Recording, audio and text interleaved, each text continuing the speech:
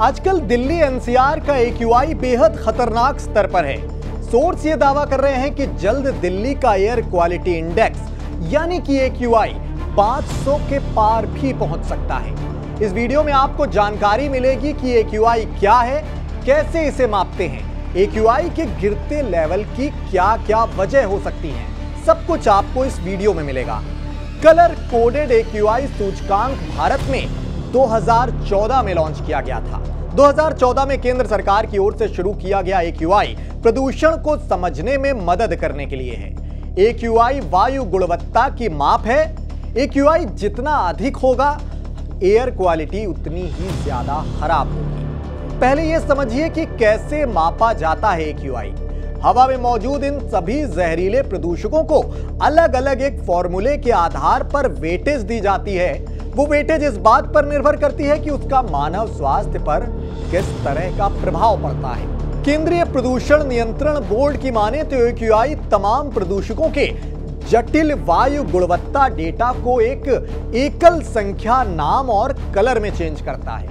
AQI को 8 प्रदूषण कारकों के आधार पर तय करते हैं। ये खासकर PM10, PM2.5, NO2, SO2, CO2, O3 और NH3PB होते हैं।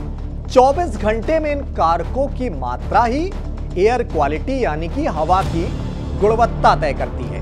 इस पूरे AQI में, इसके मापन में गैसों का भी बड़ा खेल होता है। सल्फर ऑक्साइड ये कोयले और तेल के जलने से उत्सर्जित होती है। वहीं कार्बन ऑक्साइड कोयला या लकड़ी जैसे ईंधन और डीजल पेट्रोल गाड़ियों से होने वाला उत्सर्जन जो होता है उससे पैदा होती है। नाइट्रोजन ऑक्साइड जो उच्च ताप पर दहन से पैदा होती है, इसे निचली हवा की धुंध या ऊपर भूरे रंग के रूप में देखा जा सकता है। यह इंडस्ट्रियल सेक्टर की गतिविधियों से पैदा होती है। अमोनिया की गैस कूड़े, सीवेज और औद्योगिक प्रक्रिया से उभरने वाली गंध से उत्सर्जित होती है। अब आपको यह बताते हैं कि PM2.5 और PM10 आखिर कौन सी बला है। PM2.5 का स्तर ज्यादा होने पर ही धुंध बढ़ जाती है, विजिबिलिटी का लेवल भी गिर जाता है। यह हवा में घुलने वाला छोटा बारीक पदार्थ है। इन कणों का व्यास 2.5 माइक्रोमीटर या उससे भी कम होता है। PM10 की बात करें तो ये पार्टिकुलेट मैटर है।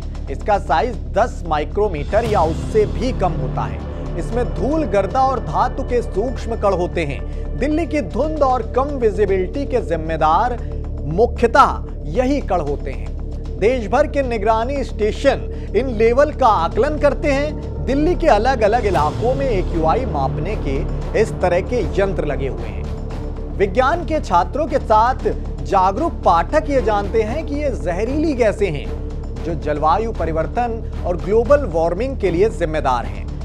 उच्च AQI वाले क्षेत्रों में लोगों को बिना जरूरी काम के बाहर ना जाने और अच्छी क्वालिटी का मास्क पहनने की सलाह दी जाती है। अब आप AQI मीटर को भी समझिए कि कितना AQI एटमॉस्फेयर के लिए अच्छा है और कितना घातक। एक्सपर्ट इस बारे में जानकारी देते हैं कि 0 से 50 तक के AQI को अच्छा माना जाता है। 51 से 100 तक के बीच को संतोषजनक माना जाता है।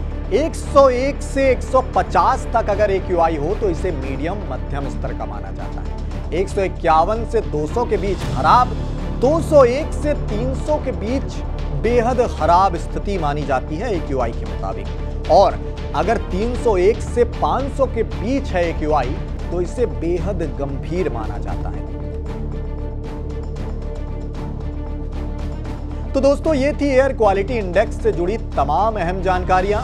इंफॉर्मेशन कैसी लगी अपनी कीमती राय कमेंट बॉक्स में जरूर बताएं। साथ ही देश दुनिया की ऐसी ही तमाम डिटेल्ड अपडेट्स के लिए TV9 भारतवर्ष YouTube चैनल है, उसकी ओरिजिनल्स प्लेलिस्ट बनी हुई है, वहां जाएं और वहां के वीडियोस लगातार देखते रहें। मैं प्रियंक वाजपेयी, शुक्रिया, नमस्कार।